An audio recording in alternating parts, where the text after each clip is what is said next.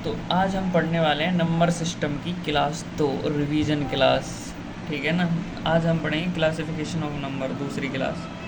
तो आज हम जानते हैं कि सहवाज्य संख्याएं क्या होती हैं। तो तुम ध्यान रखना कि जिनका HCF 1 होता है वो सारी सहवाज्य संख्याएं होती हैं। जैसे 3 और 4 में एक HCF आएगा, 5 और 7 में एक आएगा, 17 और 23 में और एक आएगा। केवल ध्यान रखने वाली बात है जिसका HCF 1 होगा वो क्या होगा, सहवाज्य संख्या होगी। जुड़वा वाज्य संख्या क्या होती है, तो जो जिनका अंतर 2 हो, जिन अवाच्य संख्याओं का अंतर 2 होता है वो सारी की सारी जुड़वा वाच्य संख्या होती हैं, जुड़ी हुई होती है ना, ट्विन प्राइम बोलते हैं इनको। ठीक है। अब नेक्स्ट पॉइंट पर आते हैं कि क्या होता है कंपोजिट नंबर, भाज्य संख्या क्या होती हैं। तो दो से ज़्यादा जिनके फैक्टर होते हैं उन्हें हम भाज्य संख्या कहते हैं। संयुक्त संख्या भी इन्हीं को कहते हैं, यौगिक संख्या भी इन्हीं को कहते हैं। अब जो ध्यान रखना, सबसे छोटी भाज्य संख्या 4 होती है और सबसे छोटी विषम भाज्य संख्या क्या होती है, तो 9 होती है। ठीक है। अब नेक्स्ट पॉइंट पे बात करते हैं, परफेक्ट नंबर के बारे में जानते हैं ब्रो। परफेक्ट नंबर ऐसी सभी संख्याएं जिनके गुणनखंड का योग उस संख्या के बराबर होता है संख्या को छोड़कर, तो उसे हम परफेक्ट नंबर कहते हैं। जैसे कि 6 क्या एक परफेक्ट नंबर है, चेक करने के लिए पहले इसके गुणनखंड करो। 6 1 से भी कटता है, 2 से भी कटता है, 3 से भी कटता है और 6 से भी कटता है। तो स्वयं को तो लेना नहीं है, तो काट दो स्वयं को। अब इसको चेक करो, 3 2 5 और 1 6, तो ये परफेक्ट नंबर है। ऐसे चेक करना है। 8 को चेक करने के लिए इसके गुणनखंड करो। 1 2 से कभी कटता है, 4 से 8 से। 8 तो लिया नहीं जाएगा क्योंकि स्वयं को छोड़कर ये लिखा है। तो 4 2 6 1 7, यानी कि ये एक परफेक्ट नंबर नहीं है। परफेक्ट नंबर होने के लिए ये डेफिनेशन याद रखना, उसके सब मतलब उस संख्या के गुणनखंड करना, उस संख्या को छोड़ देना। अगर उन बाद बाकी गुणनखंड जो फैक्टर है उनका योग अगर वही संख्या आ जाता है तो वो एक परफेक्ट नंबर होता है। ऐसे 28 के हमने फैक्टर करे तो 1 से भी कटता है, 2 से कटता है, 4 से कटता है, 7 से कटता है, 14 से और स्वयं से कटता है। स्वयं को छोड़ना है और सबको जोड़ना है, तो 28 आ जाएगा। तो 28 भी एक परफेक्ट नंबर है। अब परफेक्ट नंबर में एक चीज़ तुम ध्यान रखना कि ज़्यादातर जब भी तुम्हें परफेक्ट नंबर पूछे ना, तो तुम कोशिश करना कि उस संख्या को चेक करना जिसकी यूनिट डिजिट या तो 6 हो या 8 हो। हर एक नहीं, लेकिन ज़्यादातर ऐसा होता है कि जो परफेक्ट नंबर होते हैं उनकी यूनिट डिजिट पर 6 या 8 आता है। ठीक है। अब नेक्स्ट पॉइंट पे चलते हैं। तुम ये ऑपरेशन याद रखना, ठीक है, कॉपी पर खुद प्रैक्टिस कर लेना।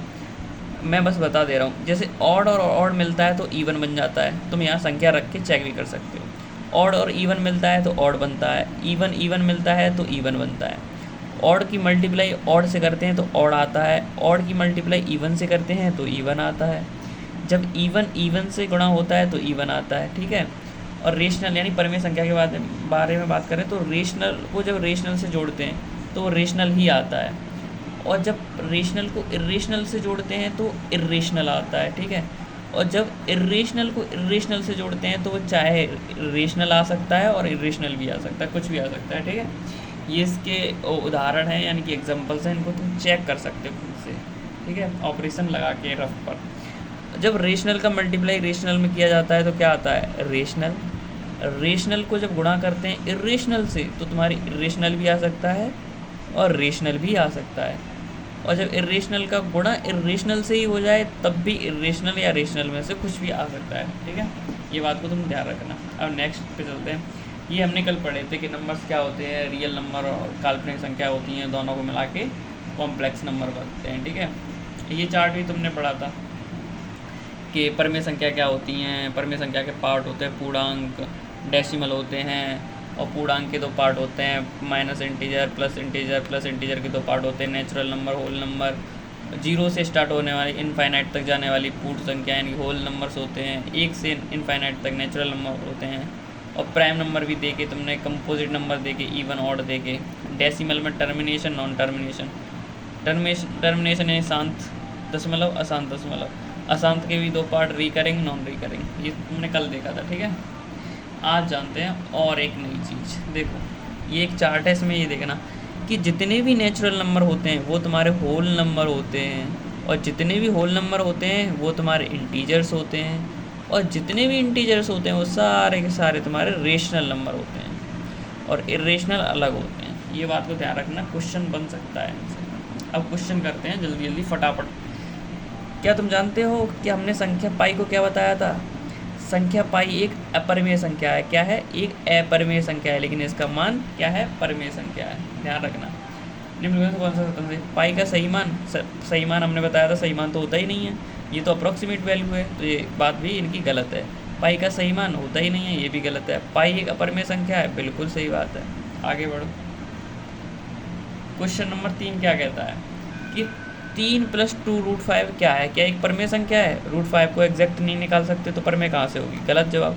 अपरमेय संख्या है, हाँ, जब परमेय नहीं है तो अपरमेय ही है। सेमेस्टर कौन सी होती हैं? जब रियल प्लस इमेजिनरी मिलते हैं। प्राकृतिक संख्या हो तुम जानते ही हो। तो आंसर आ गया कि नहीं? क्वेश्चन नंबर 4 कह रहा है, देखो, √3 + √11 का पावर 2 एक क्या है? तो यहाँ पर एक फॉर्मूला लग रहा है a + b का होल स्क्वायर। इसको खोल के देखो, 3 का स्क्वायर करोगे तो स्क्वायर से रूट कट जाएगा तो 3 आ जाएगा। ऐसे ही 11 का रूट कट जाएगा तो 11 आ जाएगा, यानी कि a + b + 2ab, 2 और ab का गुणा करोगे तो रूट से रूट कट जाएगा, 11 × 33 ही आ गया। तो ये क्या है? ये भी एक इरेशनल संख्या के √33 का मान होता नहीं है, ये भी इरेशनल हो गई। ठीक है, 5वां क्वेश्चन है, देखो, एक परमेय संख्या है तो वो कह रहा है 2/3 एक परमेय है तो √2/3 क्या है? ये भी एक अपरमेय संख्या है, एग्जैक्ट मान नहीं निकलेगा।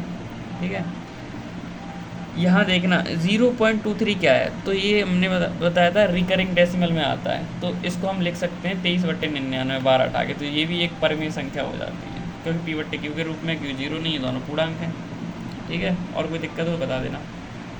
क्वेश्चन नंबर 7 क्या कह रहा है कि निम्नलिखित में से कौन से सही दो अपरमेय संख्याओं का योग है? तो दो अपरमेय संख्याओं का योग तो परमेय या अपरमेय हो सकता है, कुछ भी हो सकता है। ठीक है, एग्जाम्पल देख सकते हो तुम खुद से प्रैक्टिस करके। देखो, यदि n एक प्राकृतिक संख्या है तो √n क्या है? इसके लिए प्राकृतिक संख्या तुम 1 से लेकर 10 तक या फिर इनफाइनाइट तक कुछ भी रख सकते हो। ठीक है, हमने n की जगह 2 रखा, फिर उसका रूट निकाला तो वो एक इरेशनल नंबर आया, क्योंकि √2 की वैल्यू नहीं होती। जब हमने n की जगह 4 रखा तो √4 का वैल्यू आराम से निकल आया 2 रूट, तो ये तो हमारा रेशनल आया। तो हमने आंसर कौन सा लगाया? या तो एक प्राकृतिक संख्या या फिर एक अपरिमेय संख्या हो सकता है। ठीक है, अब आगे चलते हैं दूसरी। यहाँ कह रहा है कि असमानता इनइक्वालिटी के बारे में बात कर रहा है कि 3 की पावर n बड़ी होगी क्या n की पावर 3 से? तब लागू होगी जब। इनमें से कौन सा आंसर सही है? तो तुम लगा के देखो। सबसे पहले 3 की पावर 1 रखो। जब हम 3 की पावर 1 रखने का मतलब है n की वैल्यू हमने 1 रखी है, n की वैल्यू 1 रखेंगे तो 3 की पावर 1 और n कितनी है? 1, 1 की पावर 3, तो 3 एकम 3 और 1 की पावर 3 1 होता है, यानी 1 से 3 बड़ा है, तो ये राइट है। जब हमने n की पावर कितनी रखी? 2, तो n की पावर 2 रखी तो 3 की पावर 2 9 हो गया, और 2 की पावर 3 कितना हो गया? 8 हो गया, तो ये भी इससे बड़ा निकला। लेकिन जब हमने n की पावर 3 रखी तो 3 रखने पर ये बराबर आया, क्योंकि 3 की पावर 3 27 और 3 की पावर 3 27, यानी ये क्या आया? बराबर आया। तो ऐसे में मतलब यही कंडीशन फिलफुल नहीं हुई, तो हमने ये पढ़ा n कोई भी प्राकृतिक संख्या है तो नहीं, गलत है। n 2 से बड़ी एक प्राकृतिक संख्या है, ये भी गलत है। n 3 से बड़ी एक प्राकृतिक संख्या है, ये भी गलत है। n 3 को छोड़कर, यानी 3 को छोड़कर, एक पे वैल्यू पुट हो रही है, 2 पे हो रही है, 3 को छोड़कर एक प्राकृतिक संख्या है, ये बात एकदम कड़ी कड़ाई है, सही है। ठीक है, क्वेश्चन नंबर 10 देखो। क्वेश्चन नंबर 10 क्या कह रहा है कि यदि m और n प्राकृतिक संख्या हैं तो m √n क्या है? तो ये तो प्राकृतिक संख्या है, तो तुम चेक करोगे, रूट लगा के चेक करना। ठीक है, अभी चेक करवा रहा हूँ, 1 सेकंड रुकना। हाँ, अब देखो, इसको हम क्या लिख सकते हैं? m √n को क्या लिख सकते हैं? यहाँ पे थोड़ी तुम्हें दिखा दूँ, 1 सेकंड रुकना, ये दिखा दूँ। जब √2 लिखा होता है तो हम उसको लिख सकते हैं 2 की पावर 1/2। जब करणी में 3 लिखा हो 2 की पावर 1/3 लिख सकते हैं। ऐसे करके हम इस फॉर्म में लिख सकते हैं। तो इसी बेस पे इसको सॉल्व करते हैं। देखो, हमने माना कि जो n है ना, n को हम लिख सकते हैं n की पावर 1/m। हमने अपनी तरफ से माना m की वैल्यू हमने 3 मान ली, n की वैल्यू 27 मान ली, क्योंकि उसने बोला है m और n प्राकृतिक संख्या है, मान ली। मानने के बाद हमने जब ये मानी तो 27 की पावर हम इसको क्या लिख सकते हैं? 1/3 लिख सकते हैं। अब जब हम 27 को तोड़ेंगे तो 3 की पावर 3 में तोड़ सकते हैं, उसकी भी पावर 1/3, तो 3 से 3 कट जाएगा, तो ये 3 एक रेशनल नंबर आ जाएगा। लेकिन अगर हम ऐसी कोई वैल्यू यहाँ लेते हैं जिसका एग्जैक्ट मान ना निकाला जा सके या उसको तोड़ा ना जा सके n की पावर m में, तब वो एक इरेशनल नंबर रहेगा, समझे? इसी बेस पे इसका आंसर लगता है अपरिमेय जब तक कि n किसी पूर्णांक की m भी घात ना हो। जो n है वो किसी पूर्णांक की m भी घात ना हो, तब तक वो अपरिमेय संख्या रहेगी। इसका ये आंसर है। ठीक है, अब नेक्स्ट पे चलते हैं। देखो, निम्नलिखित कथनों पर विचार करना। कह रहा है प्रत्येक धनात्मक भाज्य संख्या एक प्राकृतिक संख्या होती है। तो ये बात बिल्कुल 100% की सही है ना कि गलत है? सही है बिल्कुल। हाँ, प्रत्येक भाज्य संख्या एक प्राकृतिक संख्या वो बिल्कुल होती है। प्रत्येक पूर्ण संख्या एक प्राकृतिक संख्या होती है, ये बात गलत है। प्रत्येक प्राकृतिक संख्या तो पूर्ण संख्या होती है, लेकिन प्रत्येक पूर्ण संख्या प्राकृतिक संख्या नहीं होती। तो केवल एक इसका राइट आंसर है। ठीक है, क्वेश्चन नंबर 12 क्या कह रहा है? यदि n एक प्राकृतिक संख्या है तो संख्या इसमें पुट करके देखो, तो ये एकदम सही है। यदि m एक विषम पूर्णांक है तो इसमें पुट करके देखो, ये भी सही है। ये भी दोनों एकदम करेक्ट आंसर है। ठीक है, यदि x धनात्मक सम पूर्णांक है और y ऋणात्मक विषम पूर्णांक है तो x की पावर y क्या होगी? तो हमने माना x एक इवन है तो 2 मान लिया, y और माइनस मान लिया। जब 2 की पावर -1 करी हमने तो जो ऊपर माइनस में होता है वो नीचे चला जाता है 1/2। तो ये एक परिमेय संख्या है क्योंकि पिवट क्यू के रूप में भी लिखी जा सकती है। ये 0 भी नहीं है, दोनों पूर्णांक भी हैं, तो ये परिमेय संख्या है। ठीक है, क्वेश्चन नंबर 14 कहता है यदि हम एक धनात्मक पूर्णांक को किसी अन्य धनात्मक पूर्णांक से विभाजित करें तो परिणामी संख्या क्या होगी? तो मान लो धनात्मक हमने 6 को डिवाइड किया 2 से तो 3 आया, 5 को डिवाइड किया 2 से तो 2.5 आया, 3 को डिवाइड किया 7 से 3/7 आया। तो ये सब की सब कैसी हैं? यह हमेशा एक प्राकृतिक संख्या होगी? नहीं, हमेशा कैसे हो जाएगी? यह हमेशा एक पूर्ण संख्या होगी? गलत। यह एक परिमेय संख्या होती? हाँ, इनकी परिमेय, ये भी परिमेय, ये भी परिमेय, सारी की सारी परिमेय संख्या है। ये क्लास यहीं समाप्त होती है। नेक्स्ट क्लास करेंगे अगले दिन।